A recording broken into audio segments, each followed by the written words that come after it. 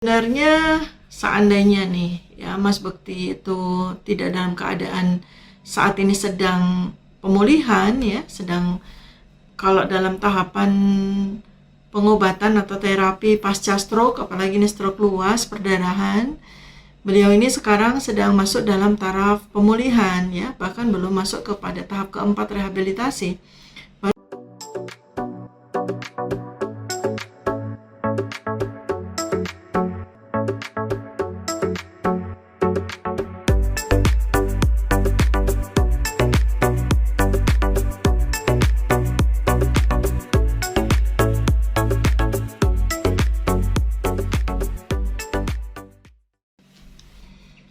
Kita cukup senang ya mendengar kabar dari presenter Mas Indra Bekti sudah pulang dan sudah mulai beraktivitas seperti biasa. Bahkan baru-baru ini ada berita di sosial media, dia minta kepada istrinya dan keluarganya untuk jajan ya, soto Bogor karena sudah kepengen sekali, dan istrinya karena sayang ya kemudian menuruti. Jadilah mereka terlihat sedang makan soto Bogor di tempatnya di sana ya.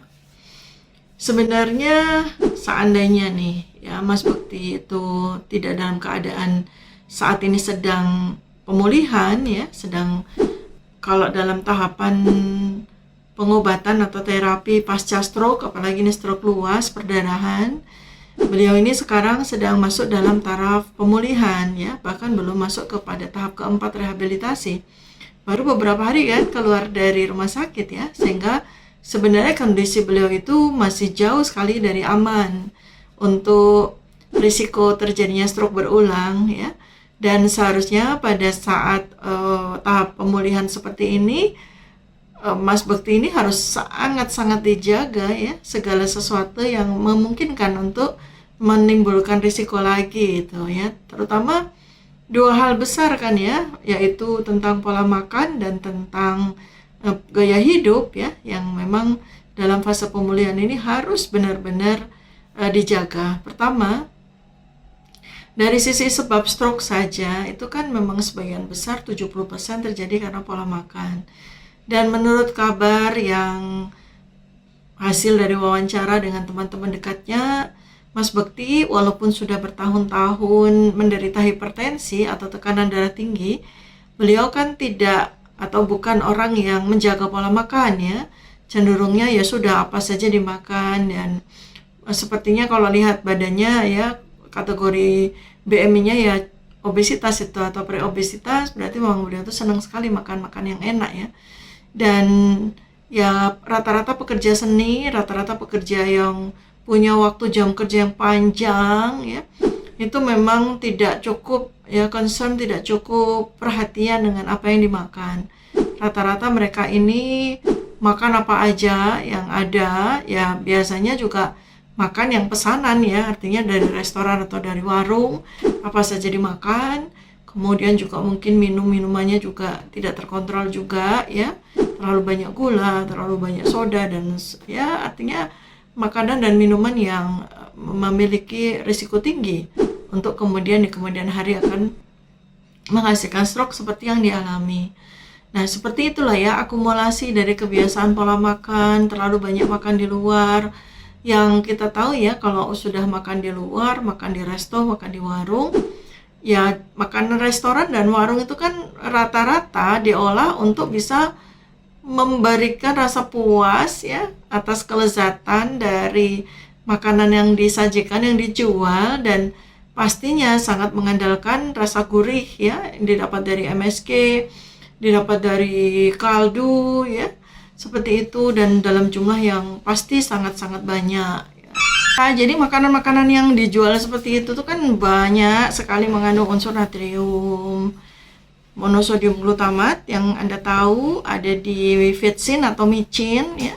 Kemudian di monosodium glutamat juga, MSG juga ada juga di penyedap rasa yang banyak dipakai di makanan-makanan jajanan di warung-warung seperti itu, atau juga di restoran.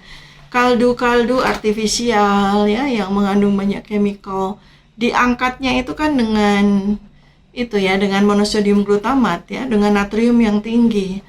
Nah, kandungan natrium yang tinggi pada makanan-makanan yang dimakan barangkali ya, yang disukai oleh Mas Indra Bekti inilah yang kemudian memicu terjadinya tekanan darah tinggi atau hipertensi.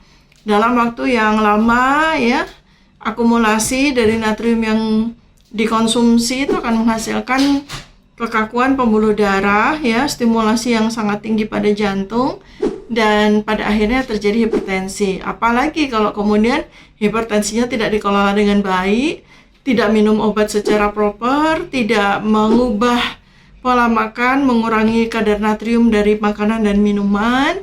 Ya, minuman-minuman juga banyak loh natriumnya, misalnya seperti minuman berkarbonasi atau soda gitu ya. Kan seneng itu kan, kalau rata-rata orang kalau udah seneng kuliner pasti juga seneng soda. Natriumnya juga tinggi. Nah, nambah lagi ya. Jadi bisa ribuan miligram itu per hari yang tidak disadari dikonsumsi, dan itu terjadi secara lama ya, dalam jangka waktu yang lama, bisa belasan bahkan puluhan tahun ya. Nah, sekarang ini setelah Mas Bekti itu sudah mengalami akibat ya dari pola makan yang terlalu banyak natrium, dan kemudian mengalami stroke perdarahan yang luas, bahkan pada saat pulang pun juga dipasang shunt ya, karena masih ada cairan yang terproduksi akibat dari pecahnya pembuluh darah yang cukup luas itu, dan itu yang kemudian akan memberikan risiko tambahan ya. Artinya beliau ini kondisi otaknya dengan pembuluh darah yang bekerja di otak itu tidak lagi sempurna ya, ditambah lagi mungkin kan juga banyak pembuluh darah yang tidak pecah, tetapi ya pasti memiliki risiko untuk pecah di kemudian hari. Pada saat yang seperti itu, beliau sudah pulang dan kemudian sudah jajan lagi. Wah, ini bahaya sekali ya, bahaya sekali. Dan saya pengen sekali sebenarnya keluarga, dalam hal ini ada istri, yang mempersiapkan apa yang dimakan, kemudian juga yang menemani ketika makan di luar. Itu sebaiknya berperan sebagai perawat yang baik ya, berperan sebagai caretaker yang baik. Jangan selalu menuruti apa kata pasien ya, apa keinginan pasien. Jangan selalu menuruti atas nama rasa sayang gitu, jangan ya. Justru ketika Anda menuruti apa yang dimaui, justru itu bukan perwujudan dari rasa sayang, itu justru menunjukkan perwujudan dari Anda tidak care dengan kondisi yang diidap ya, yang disandang oleh Mas Bekti gitu loh. Jangan salah ya, selama ini kan kadang suka salah mengartikulasikan rasa sayang dan cinta kepada pasangan itu. Jadi dibiarin aja, dimanjakan dengan segala macam makanan yang berisiko. Itu bukan perwujudan rasa cinta, rasa sayang, itu pembiaran ya. Ya, jangan sampai itu terjadi, apalagi Allah sudah memberikan peringatan dan ujian dalam bentuk sakit yang berat ini.